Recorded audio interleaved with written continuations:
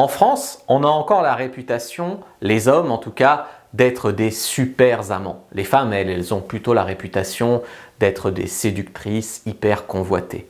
À mon avis, c'est ou ce n'est plus qu'une réputation assez loin de la réalité. Je coach hommes et femmes depuis plus de 10 ans, depuis 2010 en sexualité. Et ce que je peux vous dire, c'est qu'il y a beaucoup de blocages, beaucoup de complexes, de plus en plus de pudeur. Les gens font de moins en moins l'amour, ils ont de moins en moins d'orgasmes, de moins en moins de partenaires. Même s'ils ont un ou une partenaire régulière, ils ont moins de plaisir, ils donnent moins de plaisir. Alors d'où ça vient? Ça part, en tout cas au tout début, d'un blocage interne. Par exemple, les hommes, ils ont le blocage de la taille du pénis. Donc ils se disent, pour être un bon coup, il faut que j'ai une grosse bite. Si je n'ai pas une grosse bite, eh bien je ne peux pas être un bon coup, donc ça ne me sert à rien d'apprendre la sexualité. Si j'ai une grosse bite, il suffit que je la mette à une femme et j'ai pas plus d'efforts à faire. Ce qui est excessivement loin de la réalité.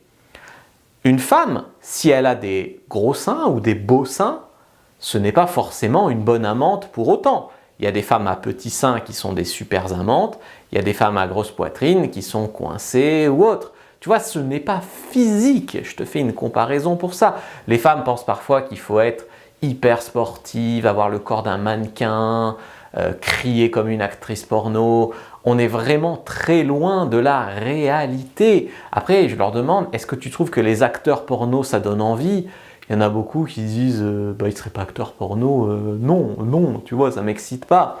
Donc il faut vraiment se détacher de ça. Oui, tu peux être un bon coup avec un pénis moyen, même un petit peu en dessous de la moyenne. De toute façon, tu as des doigts, tu as une langue, donc tu peux donner du plaisir de toutes les façons. Et pour les femmes, tu peux être un bon coup en ayant quelques kilos en trop, en ayant plus de 50 ans, bien évidemment, ça n'a rien à voir avec ça. Le deuxième blocage, c'est les hommes en tout cas, le fait de ne pas tenir assez longtemps. Évidemment, si tu tiens moins de 10 minutes au lit, si tu n'arrives pas à enchaîner plus de 3 positions au lit pour faire vibrer un peu la fille avec qui tu couches, c'est compliqué d'être un super amant. Néanmoins, même si tu tiens moins de 10 minutes pour l'instant, tu peux déjà être un bon coup, comme je t'ai dit en introduction. Tu as des doigts, tu as une langue, tu peux donner du plaisir de plein de façons. Il y a même des fois où le sexe durant que 5 minutes, ça peut être court et super intense. Ça dépend le contexte, l'ambiance, comment tu as amené la chose et puis ce que tu lui as fait pendant 5 minutes. Parce qu'il y a des mecs qui tiennent 10 minutes mais ils font des va-et-vient super mous, super lents pour tenir. Ça ne va pas, tu vois. Et puis en gagnant en confiance en toi, en apprenant à bien faire l'amour, même en faisant jouir les femmes avant même de les pénétrer avec ton sexe, tu vas t'habituer à l'idée que tu es meilleur au lit, te détendre et devenir un meilleur amant. Parce que 80-90% du temps, les problèmes d'éjaculation précoce, c'est-à-dire moins de 3 minutes, ou rapide, c'est-à-dire avant que tu désires éjaculer, en tout cas dans les 10 minutes, eh bien ces problèmes-là, c'est souvent dans la tête. Ça peut être un problème physique, un problème de santé, comme les problèmes d'érection peuvent être un problème de santé. Si par exemple tu as un problème cardiaque, ça peut te donner des problèmes d'érection. Néanmoins, dans 90% des cas, surtout chez les hommes jeunes, ce n'est pas un problème physique, mais un problème mental. Donc si tu as déjà fait un bilan de santé, que tout est nickel, que tu en as déjà parlé à un médecin par exemple, que tout est nickel, sache que tu fais sûrement partie des 90% des hommes qui ont un problème mental. Et souvent, plus tu jouis rapidement avec une fille, plus tu as peur de jouir trop vite la prochaine fois, plus tu jouis trop vite.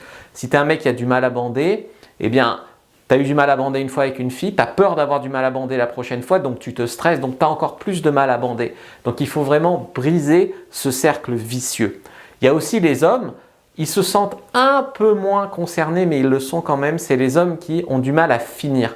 C'est-à-dire un mec, il bande un peu en tout cas, il va dans la fille et il peut baiser, mais au bout de 30 minutes, il n'en peut plus, il est en sueur, il n'arrive pas à finir. Il aimerait jouir, mais il n'arrive pas à finir. La fille est frustrée parce qu'elle a l'impression de ne pas lui donner de plaisir.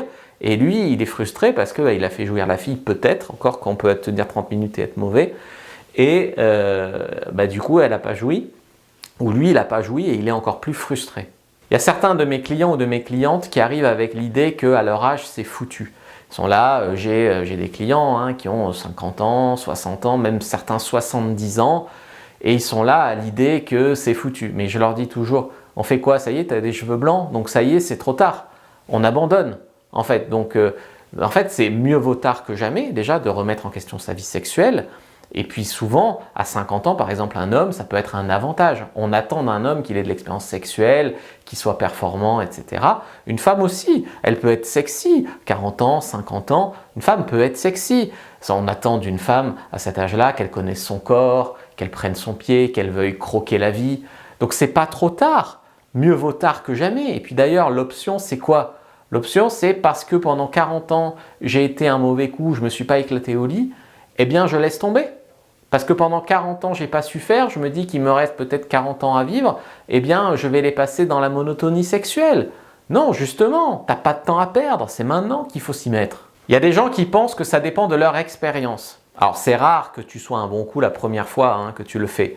Mais globalement, il y a des gens qui ont couché avec, je sais pas, 10, 20 personnes, qui ont toujours fait la même chose. Parce qu'ils se sont dit, si ça marchait avec mon ex, je reproduis. Genre, si j'ai compris ce qu'attend un homme ou une femme, eh bien, c'est que toutes les personnes veulent exactement la même chose. Souvent, il y a des gens qui font un peu toujours pareil au lit, comme un protocole, une routine. Il y a des gens comme ça, ils font l'amour régulièrement, mais ils sont toujours mauvais. C'est-à-dire qu'ils le font, mais ils ne s'améliorent pas en le faisant. Bien sûr, si tu l'as jamais fait, eh bien, tu seras beaucoup plus confiant de le faire si tu as, par exemple, déjà eu la théorie, que tu peux être meilleur la première fois que quelqu'un qui s'en fout, quoi, qui s'en est jamais occupé.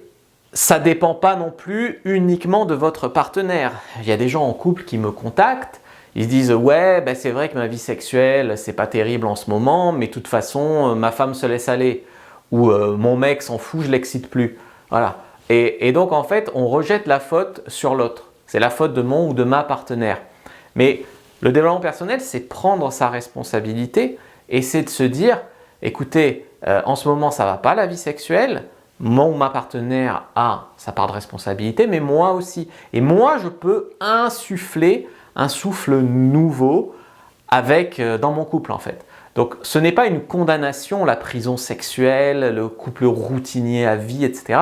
Ce n'est pas une condamnation. C'est juste que si personne bouge, ça ne bougera pas. D'ailleurs, la plupart de mes formations sont mixtes, donc vous pouvez les suivre, par exemple, en couple. Vous savez que le sexe, ce n'est pas sale. Il y a trop de gens qui disent c'est sale, c'est rabaissant, c'est tabou, etc. C'est une vision héritée des premiers temps des religions, quand il n'y avait pas la capote, etc., que c'était très risqué d'attraper des maladies vénériennes. Effectivement, il fallait que les religions l'interdisent. Aujourd'hui, même le pape, il ne s'oppose pas à la capote. Donc, il faut comprendre que le sexe, si tu regardes la biologie, le besoin primaire, et même les psychiatres te le diront, le sexe, c'est important pour l'équilibre. Un psychiatre, par exemple, je le sais parce que ma copine est psychiatre. Donc, par exemple, si tu n'as pas de libido, quand tu es déprimé, tu n'as pas de libido. Et le retour de la libido est un signe d'équilibre psychique, d'accord? Donc globalement, quand tu es en bonne santé, en forme et pas déprimé, tu devrais avoir de la libido. Nous, dans nos sociétés, on fait comme si la libido, c'était mal. Comme si les hommes qui avaient envie de faire l'amour étaient des pervers et les femmes des salopes. Mais c'est une énorme, énorme erreur. La libido, c'est sain. Le sexe, c'est à la base de la pyramide de Maslow. Je peux t'afficher ici la pyramide de Maslow. Tu vois que la sexualité, elle est au niveau 1 et au niveau 3, sous forme d'amour. Mais l'amour en couple, c'est faire l'amour aussi, sous forme primaire à la base. Donc ça veut dire quoi? Ça veut dire que tu ne peux pas atteindre l'épanouissement sans une bonne vie sexuelle. Donc tous ceux qui disent qu'ils sont au-dessus de ça, que ça compte pas, etc., se fourrent le doigt dans l'œil jusqu'au coude. Il y a certaines pratiques que les gens trouvent rabaissantes. Par exemple, le cunnilingus, il y a des hommes qui trouvent ça rabaissant. La fellation, il y a des femmes qui trouvent ça rabaissante. Moi, personnellement, quand je fais un cunni à une fille, je ne me sens pas une salope. Donc, je ne vois pas pourquoi une fille qui me sucerait serait une salope. Mais en tout cas, ce qu'il faut comprendre, c'est que quand tu donnes du plaisir à l'autre, déjà, tu as du pouvoir un peu sur l'autre. Et puis, c'est également bienveillant et généreux. Moi, quand je couche avec une fille, on m'a beaucoup reproché d'être un dragueur, un séducteur, mais je le faisais toujours pour donner des orgasmes, si tu veux, pas pour mon plaisir égoïste.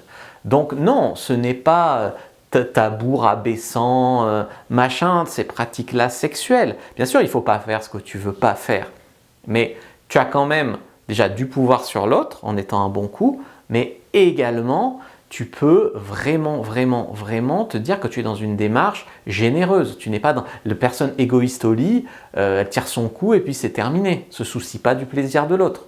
Quand vous êtes mal baisé, homme ou femme d'ailleurs, vous avez du mal à le cacher. Hein. Vous êtes là un peu frustré, vous râlez sur tout, vous avez des fringales, vous compensez avec du shopping et tout ce genre de choses. Au contraire, quand vous êtes épanoui au lit, ne croyez pas que les autres gens ne le voient pas. Vous rayonnez. Quand tu es un bon coup au lit, que tu t'éclates seul, tu peux avoir une super vie sexuelle célibataire hein, et une super vie sexuelle et ou en couple. Et donc, quand tu rayonnes au lit comme ça, crois pas que les gens ne le voient pas. Tu ne rayonnes pas qu'au lit, tu rayonnes dans tous les domaines de ta vie. Et au contraire, quand tu as une mauvaise vie sexuelle, ce n'est pas qu'au lit, hein, ça détériore tous les autres domaines de vie. Le sexe ne devrait pas être un mauvais moment. Il y a des femmes qui disent « je vais passer à la casserole, est-ce qu'il voudra me rappeler après ?» Les hommes, ils sont là « bon, cette fille me plaît, ça fait 3 rendez-vous qu'on fait, je vais enfin coucher avec elle, j'ai trop peur, est-ce que je vais bander, est-ce que je vais tenir ?» Ça ne devrait pas être un moment de stress, ça devrait vraiment être un moment de plaisir, où tu devrais être en partage et en maîtrise, en contrôle de ce plaisir. Voilà, moi quand je vais coucher avec une fille, je me dis pas « oh là là, l'angoisse, je vais coucher avec une fille ». Je me dis « hey, encore une petite chanceuse qui va prendre son pied, et moi aussi ». Voilà.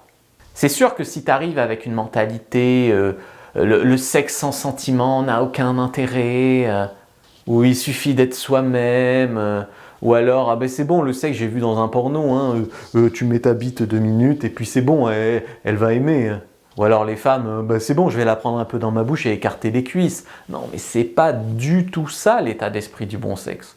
Comprenez que vous respecter vous-même, c'est avoir une bonne vie amoureuse et sexuelle. Donc finalement, vous vous respectez quand vous vous améliorez au lit, quand vous vous éclatez au lit. Respecter l'autre, ce n'est pas dire « ah ben je lui mets pas une fessée au lit, c'est ma femme, je la respecte trop ». Tu vois, c'est pas du tout ça, où je lui demande pas une fellation parce qu'elle devrait se mettre à genoux. Tu surrespectes l'autre, tu amènes une ambiance coincée, limitée au lit, c'est nul et ça rejaillit sur d'autres problèmes de couple. Donc finalement, bien baiser ton homme ou bien baiser ta femme, selon si tu es un homme ou une femme, selon ton orientation sexuelle, eh bien c'est quelque chose qui vraiment est important.